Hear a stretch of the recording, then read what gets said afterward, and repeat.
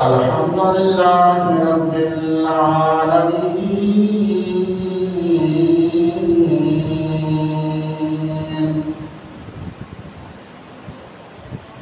والصلاة والسلام على رسوله الكريم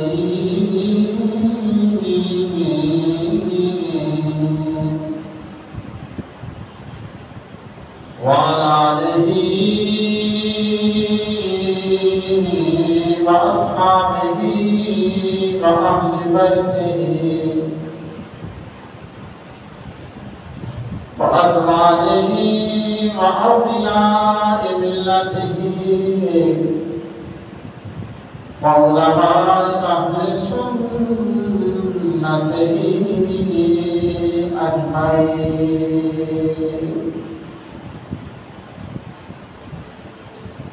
أما بعد فأعوذ بالله من الشيطان الرجيم. بسم الله الرحمن الرحيم.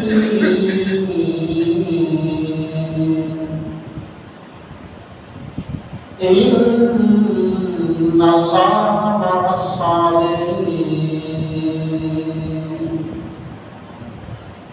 صدق الله العظيم وصدق رسوله النبي الكريم الأمين. قال الله تبارك وتعالى في شان محبوبه مخبرا وآمرا إن الله وملائكته يصلون على النبي يا أيها الذين آمنوا صلوا عليه وسلموا تسليما. الصلاة والسلام عليك يا سيدي يا رسول الله وعلى آلك وأصحابك يا سيدي يا حبيب الله. الصلاة والسلام عليك يا سيدي يا سيدي يا سيدي يا رسول الله وعلى آلك وأصحابك يا سيدي يا خاتم النبيين. حمد و ثنا کے بعد دعا ہے اللہ تعالیٰ مجھے آپ کہنے کی آپ کو سن کر ہم سب کو اس پہ عمل کی توفیق عطا فرمائے. اس کریم خالق و مالک وحدہ لا شریک رب العالمین کا بے پناہ احسان اور شکر ہے کہ جس نے جمعے کی نماز کے لیے مسجد میں آنے کی سعادت نصیب فرمائی ہے. اللہ تعالیٰ ہماری اس عبادت کو قبول فرمائے، اس کی برکت میں عطا فرمائے اور جمعۃ المبارک کے لمحات کا صدقہ اللہ تعالیٰ ہمارے تمام صغیرہ کبیرہ گناہوں کو غلطیوں کو معاف فرمائے. بقیہ زندگی قرآن و سنت کے شریعت اسلام کے اپنی اطاعت و فرما برداری پیغمبر اسلام کی خوشنودی رضا محبت عشق اور اسوہ رسول کی زندگی گزارنا نصیب فرمائے. جمعۃ المبارک کی آج اس عظیم الشان بابرکت روح پرور اجتماع میں سورۃ بقرہ کی ایک آیت طیبہ کا کچھ حصہ تلاوت ہوا. اللہ تعالیٰ فرماتے ہیں ان اللہ مع الصابرین، بے شک اللہ تعالیٰ صبر کرنے والوں کے ساتھ ہے. یہ نہیں فرمایا کہ نماز پڑھنے والوں کے ساتھ ہے، زکوٰۃ ادا کرنے والوں کے ساتھ ہے، ارکان اسلام بجا لانے والوں کے ساتھ ہے. جب بھی فرمایا تو فرمایا کہ اللہ تعالیٰ صبر کرنے والوں کے ساتھ ہے. آگے فرمایا انما بِوَفِّ الصَّابِرُونَ أَجْرَهُم بِغَيْرِ حِسَاب۔ قرآن کریم اللہ تعالیٰ جنہوں نے صبر کیا ان کو بغیر حساب و کتاب کے بے پناہ اجر عطا فرماتا ہے، بے پناہ اجر عطا فرماتا ہے۔ اللہ تعالیٰ نے یہ کیوں فرمایا کہ بے شک اللہ تعالیٰ صبر کرنے والوں کے ساتھ ہے؟ اس لیے دنیا ایک مشکلات کا نام ہے، دنیا ایک قید خانہ ہے، قید خانے کے اندر مشکلات ہوتی ہیں، انسان کا دل نہیں لگتا، رہائی چاہتا ہے، پریشانی ہوتی ہے، مسائل آفات ہوتی ہیں، ہر قدم پہ مشکلیں کھڑی ہیں، اہل ایمان کے لیے، اہل اسلام کے لیے، اہل تقویٰ کے لیے، ہر قدم پہ مشکلات، کبھی اولاد کی طرف سے ہیں، کبھی اپنے خاندان کی طرف سے ہیں، کبھی معاشرے کی طرف سے ہیں، کبھی بھوک اور افلاک کی صورت میں ہیں، ہر جگہ پہ اللہ فرماتا ہے وَنَبْلُوكُمْ بِالشَّرِّ وَالْخَيْرِ فِتْنَةً، ہم تمہیں آزمائیں گے دنیا میں بِالشَّرِّ برائی کے ساتھ، وَالْخَيْرِ اور اچھائی کے ساتھ تمہیں آزمائیں گے۔ تو یہ نہیں ہو سکتا کہ صرف دن ہو اور آگے رات نہ آئے، رات تو آنی ہے، یہ نہیں ہو سکتا کہ صرف رات اور دن نہ آئے، آگے دن آنا ہے پھر رات آنی ہے، تو میں خوشی ہے تو یہ نہیں ہو سکتا کہ پھر غم نہ آئے، اور غم ہو تو یہ نہیں ہو سکتا کہ پھر خوشیاں نہ آئے۔ اِنَّمَا مَعَ الْعُسْرِ يُسْرًا، بے شک ہر تنگی کے ساتھ، ہر مشکل کے ساتھ آسانی ہے، ہر رات کے ساتھ ایک دن ہے، ہمیشہ ہمیشہ رات رہے گی، نہ ہمیشہ مشکلات رہیں گی، نہ ہمیشہ خوشحالیاں رہیں گی، اور نہ ہمیشہ مشکلات رہیں گی، نہ دن رہیں گی۔ تو یہ نشیب و فراغ زندگی کا ایک جزو لا ینفک ہے کہ جو انسان سے جدا نہیں ہو سکتا، اس نے دے کر بھی آزمانا ہے، پھر اس نے لے کر بھی آزمانا ہے۔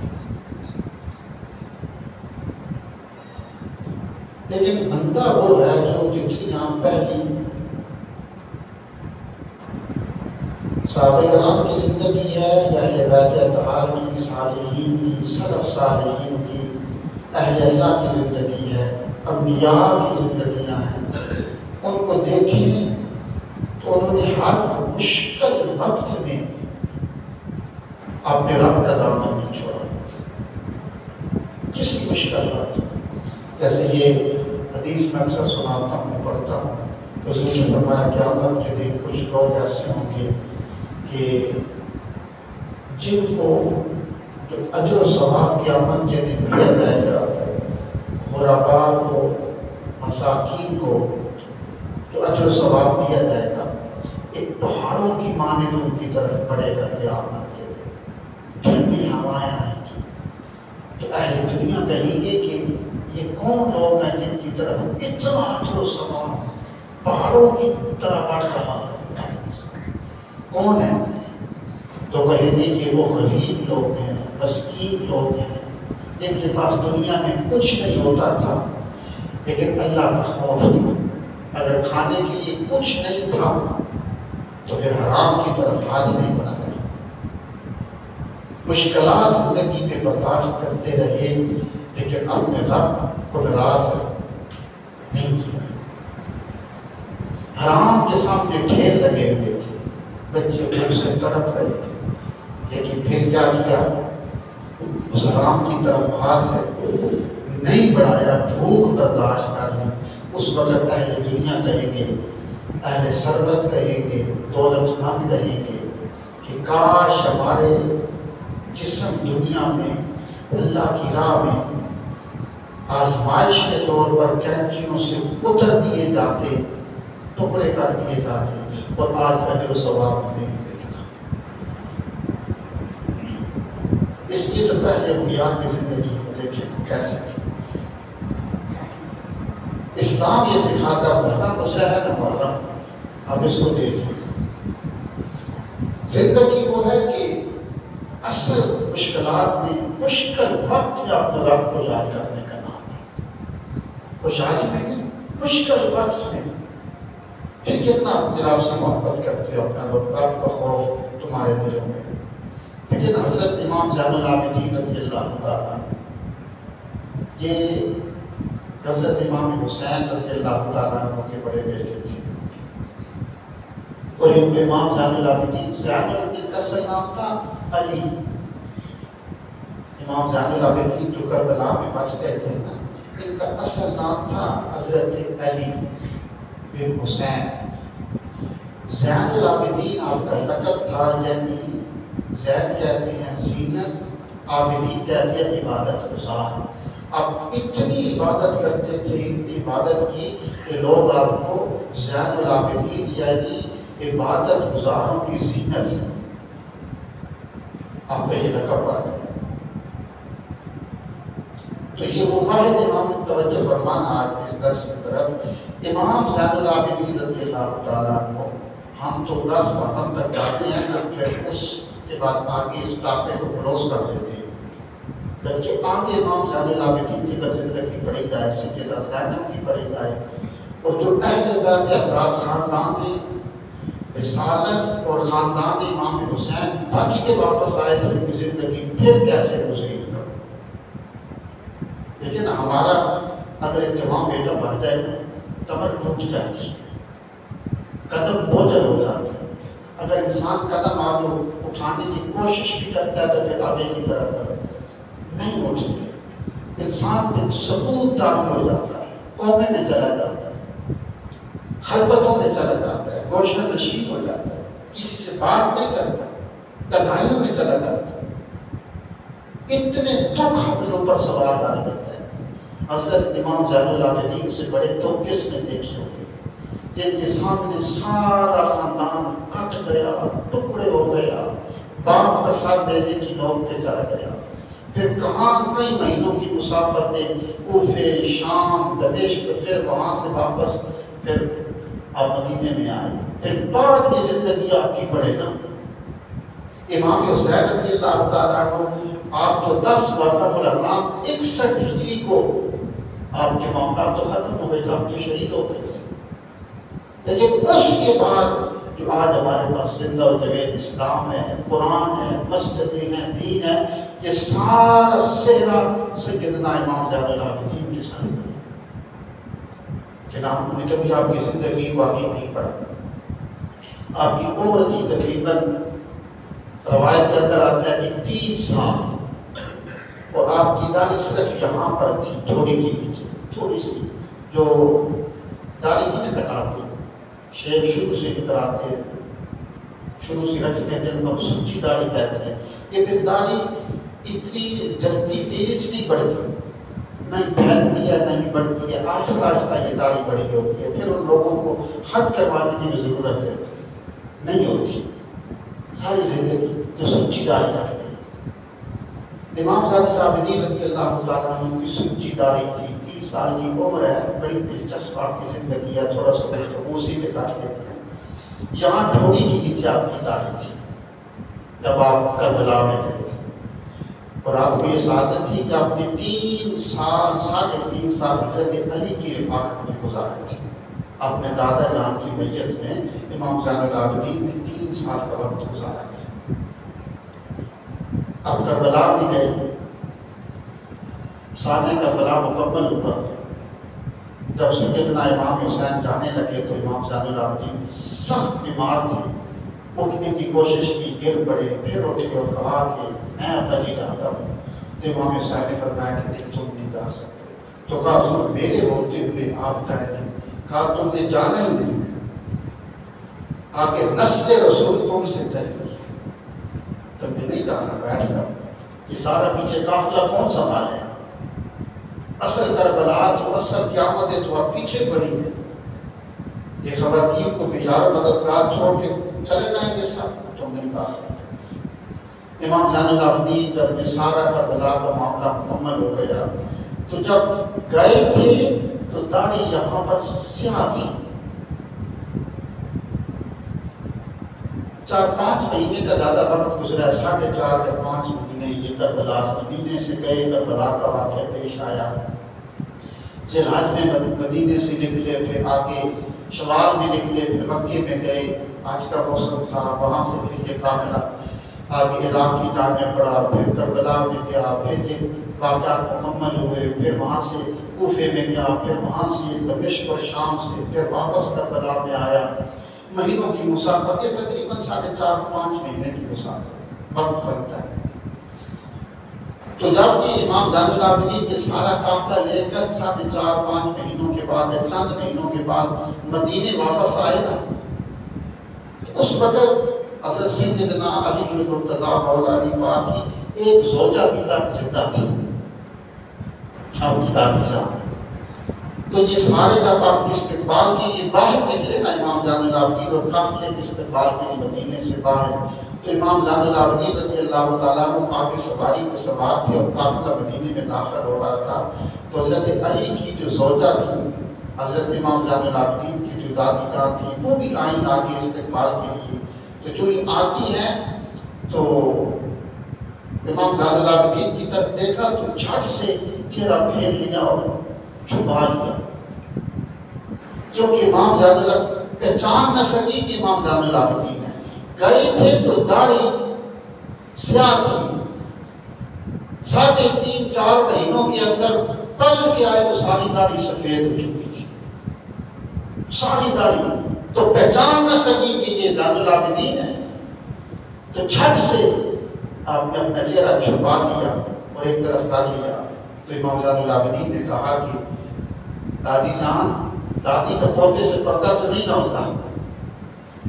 تو کہا آپ انت آواز پہچانی, انت زین العابدین, کیا تم زین العابدین ہو؟ فرمایا نام آنا کہ میں. کہا تمہیں کیا ہوا ہے؟ ابھی 4 مہینے پہلے تم گئے تھے کہ تمہاری داڑھی یہاں پہ سیاہ تھی اور ہم ساری داڑھی سفید ہو چکی ہے 4 مہینوں کے بعد. تو کہا دادی جان, جو قیامتیں میں نے دیکھی ہیں نا مجھ پہ ٹوٹی ہیں, ان قیامتیں ٹوٹنے کی وجہ سے میری یہ داڑھی 4 مہینوں میں یہ سیاہ داڑھی سفید ہو چکی ہے. ایک بار بھی سیاہ نہیں, سارے سفید ہو چکے تھے 3.5-4 مہینے. اتنا بڑا یہ واقعہ کربلا کا تھا. تو کہا دادی جان, جو کچھ میں نے کربلا میں دیکھا ہے, اگر تم دیکھتی تو تم پھر یہاں پہ نہ ہوتی. اتنی بڑی جو ایک قیامتیں دی, دکھوں کے پہاڑ تھے, امام زین العابدین اپنی زندگی میں برداشت کی. تو اب یہ نہیں ہوا کہ آپ واپس آئے تو گوشت نشین ہو گئے, خلوت میں چلے گئے, تنہائیوں میں چلے گئے کہ میرا باپ شہید ہو گیا, بھائی شہید ہو گئے, چچا شہید ہو گئے, ماموں شہید ہو گئے, خاندان کٹ گیا. تنہائی میں نہیں, پہلے سے زیادہ پھر آپ اٹھ کے سامنے آئے.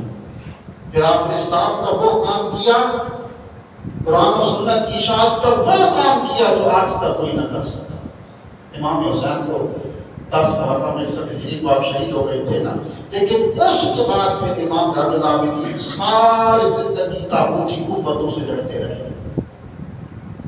شیطانی طاقتوں سے ساری زندگی آپ ٹکراتے رہے. کئی بار آپ جیل میں گئے, کئی بار قید خانے سے باہر آئے, پھر گئے, پھر باہر آئے, پھر گئے, پھر باہر آئے.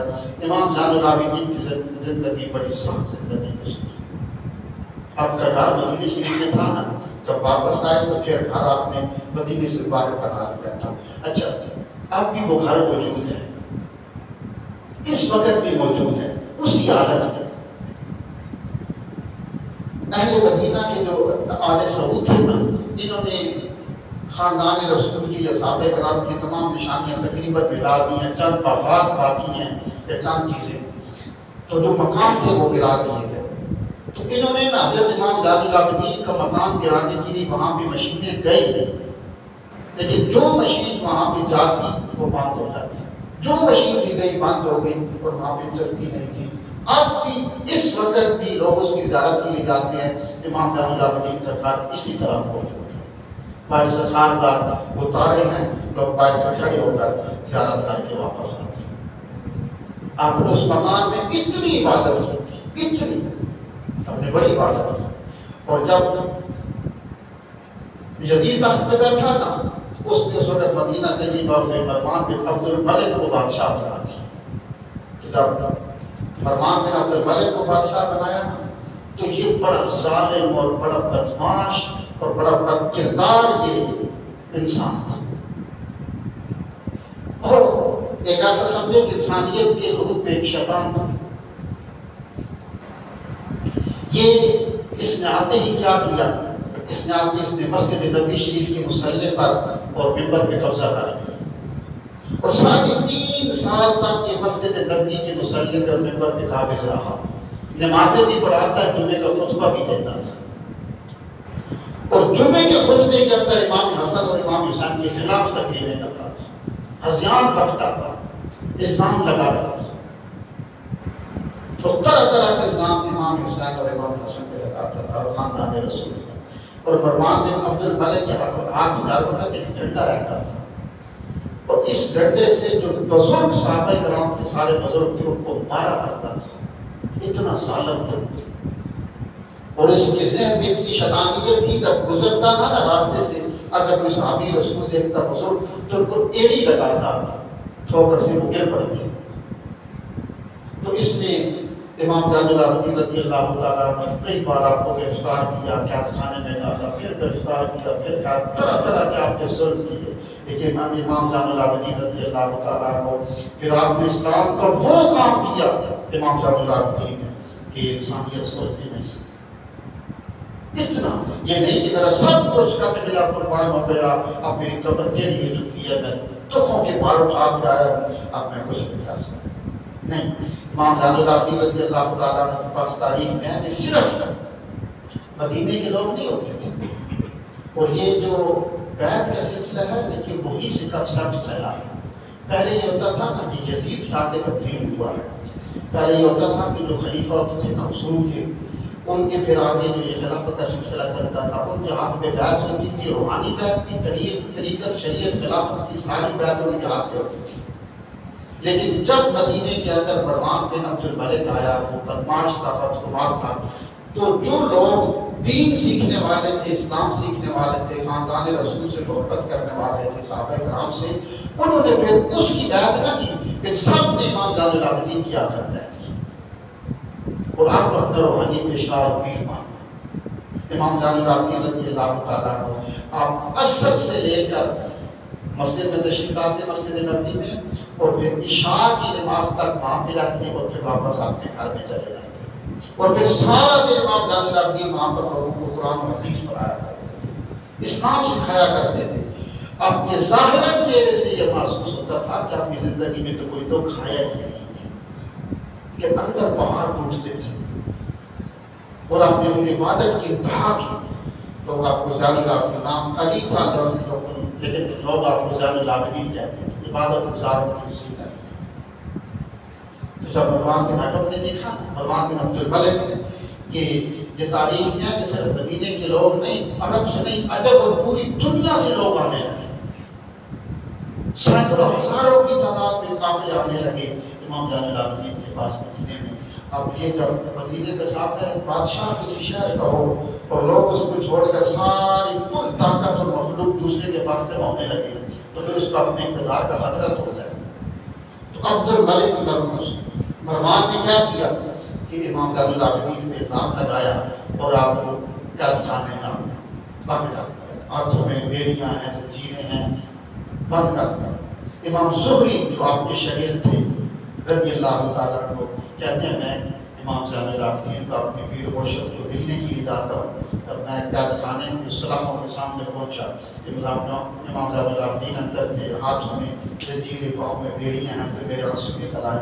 میں نے کہا حضور کہ آپ پر کیا وقت آ گیا، پہلے کربلا تھی، اب مروان بن عبد الملک کے ظالم بادشاہ مسلط ہو گیا، آپ کو قید خانے میں ڈال دیا، ہاتھوں میں زنجیریں ہیں، پاؤں میں بیڑیاں ہیں لوہے کی، تو کیا ہے؟ تو آپ امام زہری رونے لگے اور سلاخ کو پکڑ کے بیٹھ گئے اور رونے لگے. تو امام زین العابدین مسکرائے، فرمایا روتے کیوں ہو؟ کھڑے ہو جاؤ. جب کھڑے ہوئے تو امام زین العابدین امام زہری کی طرف دیکھ کر ایک دفعہ کہا اللہ اکبر. اتنا کہا تو ہاتھوں کی اور پاؤں کی زنجیریں ٹوٹ کر زمین پہ جا گئے.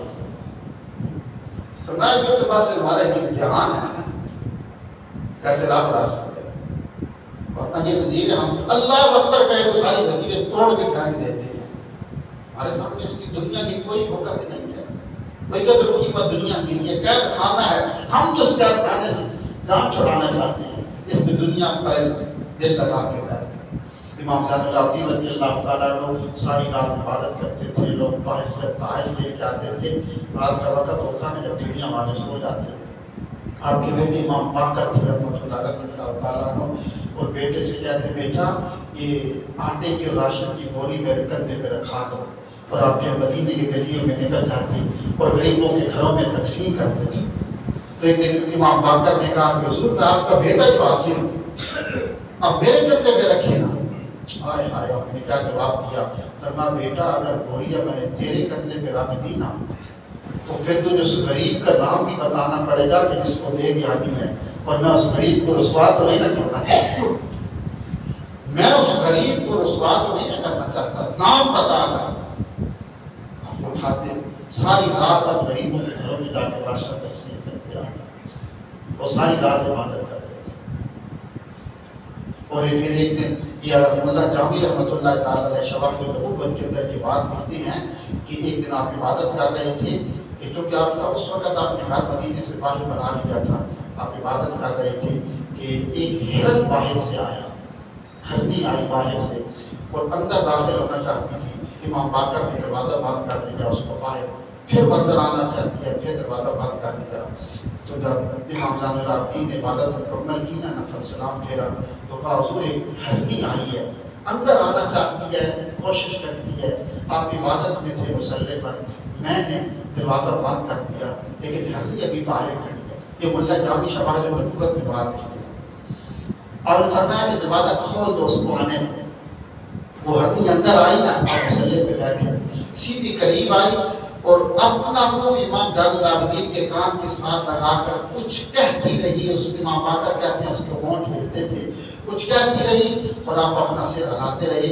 اور پھر آپ نے امام باقر کہتے ہیں مجھے کہا کہ میرا امامہ پکڑا. امام زین العابدین کے ساتھ میں امامہ رکھا، اپنی لاٹھی ہسا دیا اور پھر اٹھ کے چل پڑے. امام باقر کہتے ہیں کہ ہرنی آگے آگے چل رہی ہے، امام زین العابدین لاٹھی کے سہارے اس کے پیچھے پیچھے چل رہے. اب ہرنی جہاں پر بھی جاتی ہے امام زین العابدین اس کے پیچھے پیچھے چل رہے. چلتے چلتے شہر سے باہر ایک بدو کا ڈیرا آیا، اس کے سامنے جا کر وہ ہرنی پہنچی. امام زین العابدین کھڑے ہوئے اور ہرنی جا کر ایک طرف کھڑی ہو گئی. امام زین العابدین اس کے دروازے پہ دستک دی. بدو باہر، ڈیرا بھی باہر آیا تو فرمایا کہ سنا ہے کہ تیرے پاس ہرنی کے 2 بچے ہیں. کہا جی ہیں. کہا میں خریدنے کے لیے آیا ہوں. یہ تو اللہ کا کرم ہے، میں تو روزانہ جنگل سے کچھ جانور پکڑ کے اس کو فروخت کر دیتا ہوں. ابھی شام کو پکڑے تھے 2 ہرنی کے بچے، کسوں کو فروخت کروں گا؟ اور شام کو گاہک آ گیا تو آپ نے پوچھا کہ کتنے پیسے دو گے؟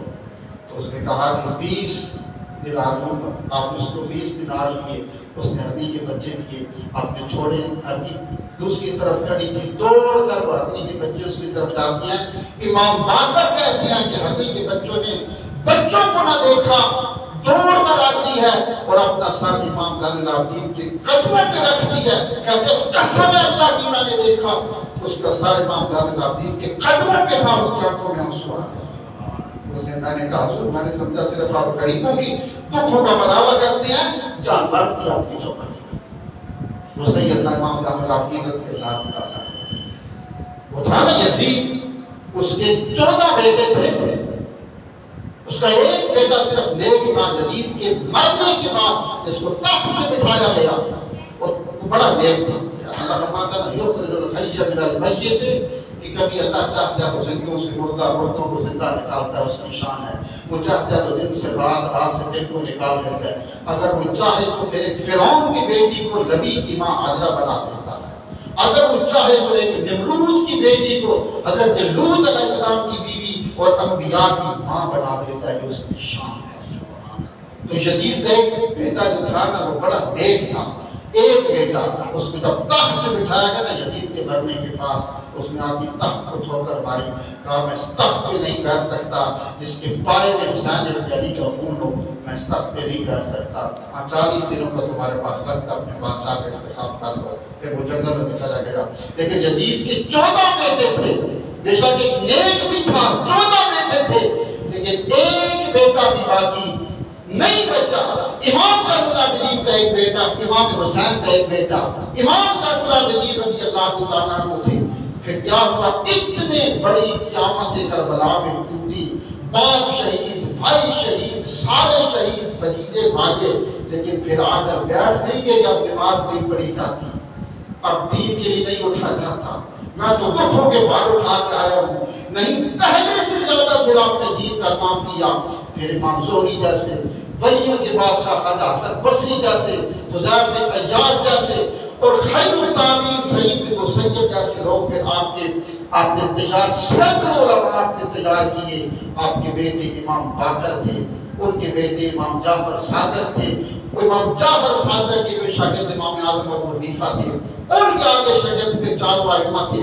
آج جتنا دین، جتنے بھی طریقت کے، شریعت کے، دین کے، فقہ کے، تصوف کی جتنی بھی شانیں چلتی ہیں دنیا میں، جتنا بھی تم اسلام، قرآن اور یہ مسجدیں ملتی ہیں، یہ سارا صدقہ ہے امام زین العابدین رضی اللہ عنہ۔ یہ پوری دنیا میں تمہیں نظر آتا ہے۔ تو آپ نے سبق کیا دیا تھا، امت مسلمہ کو سبق یہ دیا تھا کہ جتنے بھی دکھوں کے باہر آئے نا، سکھوں میں ہر کوئی آپ کو یاد کر لیتا ہے۔ مزہ تو تب ہے جب زندگی میں دکھ آ جائے، پریشانیاں آ جائیں، پھر آؤ نا سارے دکھ بلا کر اپنے سامنے جھک جایا کرو۔ گھر میں ایک ماتا ہو جائے جو نمازیں بھول جاتی ہیں، سب کچھ بھول جاتا ہے۔ محبت حسین اور پیغام درس کربلا کا پیغام یہ ہے، سبق یہ ہے، جتنے بھی دکھ آ جائیں رب کو نہ بھولا کرو۔ کیوں؟ اللہ فرماتا ہے ان اللہ والصابرین، اللہ صبر کرنے والوں کے ساتھ ہے۔ اور ایک بڑی پیاری اور آتی ہے، اللہ فرماتا ہے قال لا تخاف، بندے نہ رویا کر، اننی معکما، میں تیرے ساتھ ہوں، اسمع و ارا، میں تجھے دیکھتا بھی ہوں، تیری سنتا بھی ہوں، تو کیوں روتا ہے؟ میں تیرے ساتھ ہوں۔ لیکن آئے نا اس کے ساتھ آیا تو کرے، اس کو اپنا بنا کر تو دیکھے۔ اللہ کی محمد کی توفیق عطا فرمائے۔